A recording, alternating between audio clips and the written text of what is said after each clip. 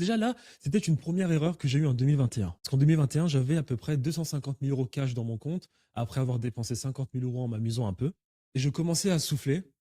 Je commençais à sortir, on va dire, de ce petit espace où j'étais concentré dans ce que je faisais l'e-commerce. Et je commençais à regarder le monde autour de moi sans m'en rendre compte, en constatant qu'en réalité, il y avait bien meilleur que l'e-commerce. Bien meilleur.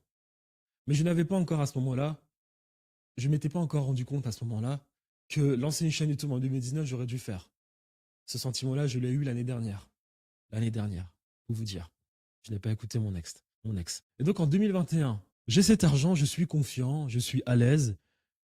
Je commence à parler aux gens, je recommence à me sociabiliser, je ressors avec mon ex.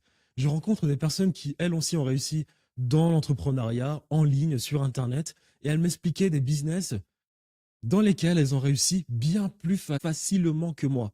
Moi, je devais travailler 12-13 heures par jour, ne sachant pas vraiment ce qu'allait être mon futur dans cette activité qui était l'e-commerce. J'étais vraiment subjugué, c'est-à-dire que je me disais, punaise, ces personnes ont réussi de telle manière, de telle manière. En plus, il y avait le Covid. Donc, durant le Covid, il y a eu beaucoup d'opportunités entrepreneuriales.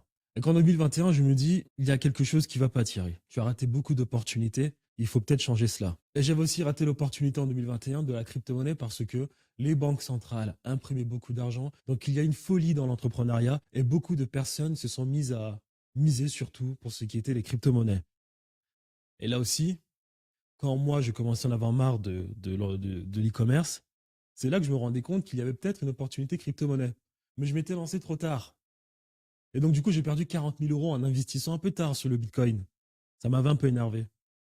Mais encore une fois, c'est parce que je n'étais pas aux aguets pour observer ce qui se passait autour de moi et voir s'il n'y avait pas de meilleures opportunités que l'e-commerce. Et là, je peux vous dire que j'ai rencontré beaucoup de personnes et que j'avais envie de me tordre. Parce que j'entendais des mecs, je voyais des mecs, je constatais que certaines personnes faisaient beaucoup d'argent, faisaient des 6 chiffres du jour au lendemain. De manière vraiment un peu hasardeuse, bien évidemment. Mais déjà, juste le fait de constater que ces personnes faisait bien plus d'argent que moi, avait fait bien plus d'argent que moi, bien plus facilement que moi, on va dire que je m'en voulais derrière. Parce que tout simplement, j'étais enfermé dans 4 murs, je ne sortais pas, j'avais pris du poids et que je ne voulais rien entendre à part e-commerce, réussir en e-commerce. Donc à partir de ce moment-là, en 2021, parce qu'il faut savoir qu'en 2021, j'ai cet argent et je participe à beaucoup de masterminds parce que je voulais aller encore plus loin que ça en e-commerce.